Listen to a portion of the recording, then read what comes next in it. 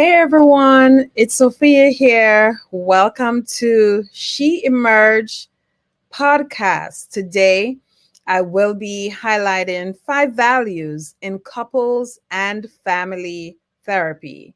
So, before I get into it, if you have not yet subscribed, I would love to remind you to do so. Why? Because you would be the first to know when a new episode drops, right?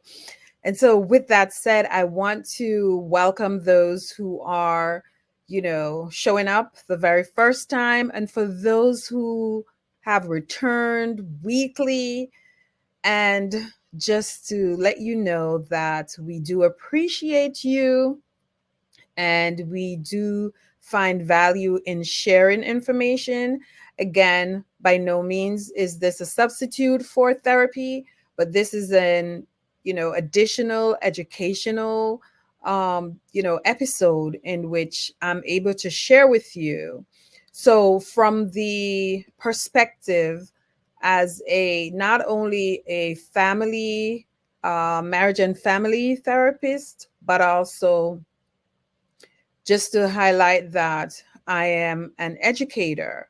And so working with, master level students, I am able to share with you in this space regarding faith plus mental health as well. And so that is one of my deepest passion, being able to work with students, up and coming, you know, therapists in training. And so I take value in that.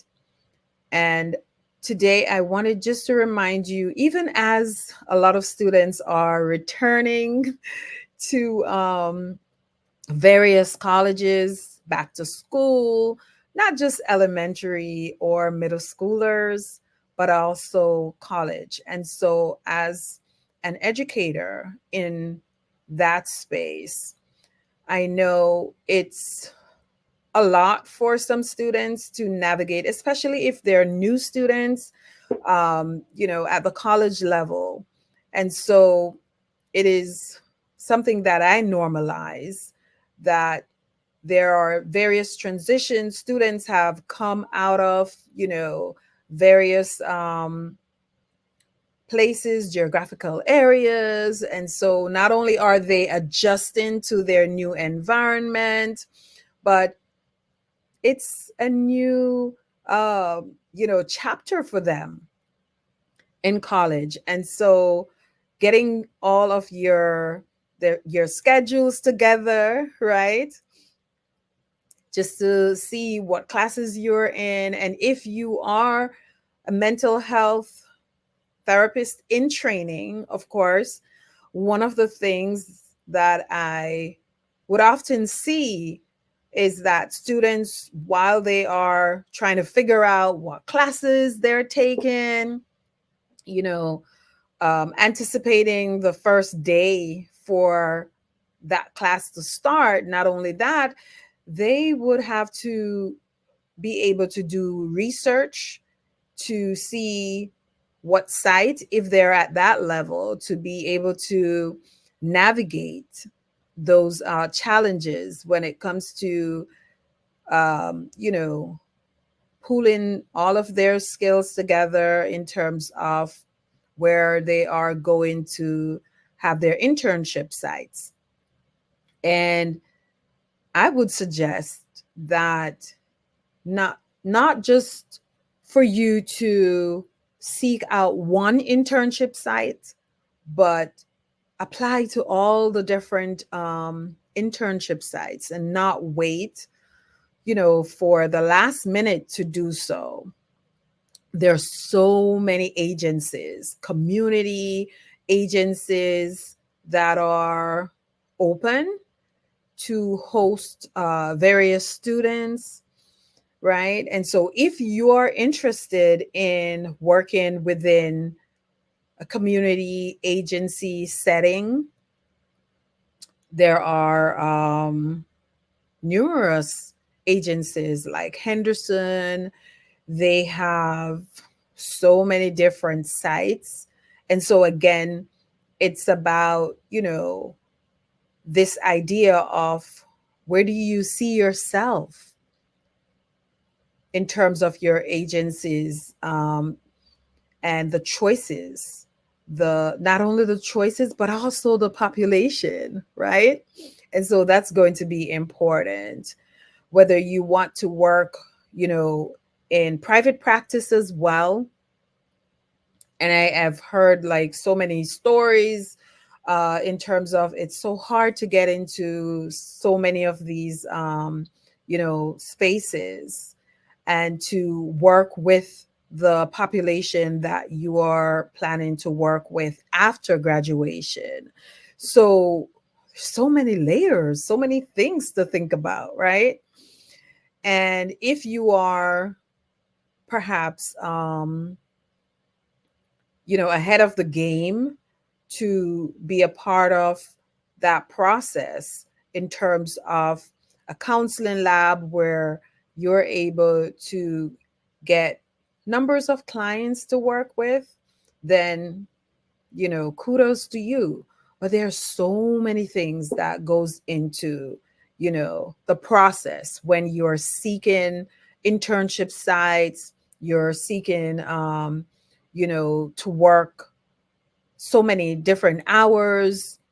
Again, I know the load is heavy with curriculums, and, you know, perhaps you're taking 3 to 4 classes.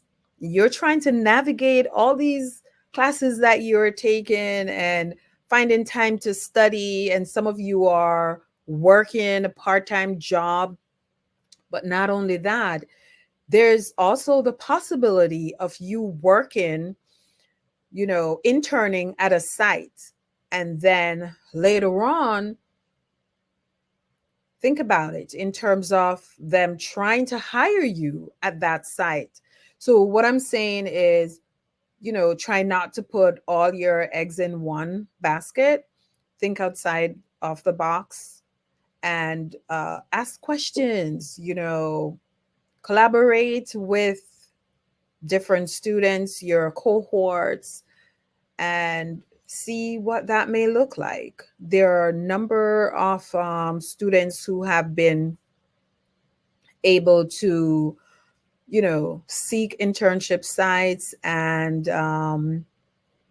by asking questions, they were able to be one of the first to get hired at those sites. So it's important to do your research to see, if that population is the population that you would love to work with, and go from there. And even if that's not the population that you would love to work with, that's okay too. It's the experience that matters. I know when I was in, the master's program, I attended one internship site, and I was able to glean so much from that site, right? So whether you're interested in working with the homeless population, whether you're interested in working, with women, whether you're interested in working with couples, there are so many things that goes into that whole process. Finding the right supervisor for you, it's all about that relationship, right? And so that's important. So whether you're interested in working with just individuals or couples, you know those are some of the factors that you have to consider. So again, I say kudos to you as you try to navigate all these different nuances, all the different, factors that you have to consider when you're in the master's program. And so, I can say the more you get out of your internship experience, the better you are for it. It goes a long way. So I just thought I might want to, to share that with you. And so now where I am, even as a PhD student, I am at this level where, you know, I have gone through the master's program, completed all my hours in that, and I'm on my PhD journey. And so, there's so many things that I have gleaned in this process. And not only that, I'm teaching the master's students in training at my college. And so I wanted to just remind you that it is a process, it is a journey, right? And the more you're able to collaborate, the more you're able to lean into that space and learn all you can, right? The better you are for it upon your graduation, right? And so, with that said, even as I gathered so much from my internship experience, and I was able to work, in a community setting, community agency setting, in school therapy, in home therapy, right? I was able to, glean a lot from my experience. And so, even as I continue in my journey as a PhD candidate, I want to be able to share with you from a family therapy lens. When it comes to couples and family therapy, there's so much values that you can look for. And so today, I just wanted to share 5 of those values in couples and family therapy. One of those values would be identifying the couple or the family system. So, as a systemic thinker, you want to be looking at the whole family, um, as opposed to the individual. And so, as I am being trained as well, my master's experience was, um, working from a mental health perspective, right? And so I am so appreciative that I have both lens in which I can look through. Not only that, even as a Christian therapist, I am able to glean from that lens as well, right? So I do not take any of my experience lightly. And as I, share further, establishing a balanced relationship with each person in that therapeutic space when you're holding space for couples, that's going to look different as opposed to working with individuals. So, a lot of times, I know people may overlook the fact that a marriage and family therapist um, works with individuals and couples as well as families, right? So you may hear couple and family therapist or marriage and family therapist, systems therapist, so many ways that we're looked at in terms of systems thinkers, right? And so if you're in that process of seeking a therapist, I would say, just to make sure you are with the therapist that matches where you are, the best fit for you, so to speak, right? Again, there's no one size that fits all. If you have found a therapist and you're feeling as if this is not the right fit for you, by all means, I would suggest, continue your search until you're able to find the best fit for you. So, just to reiterate what I started out to suggest in terms of identifying the couple from a family system point of view, establishing that relationship with the couple that you're working with. um, Again, as marriage and family therapists, we do not tell our clients what to do. We give our clients options. As family therapists, we do not decide how members of a family should change.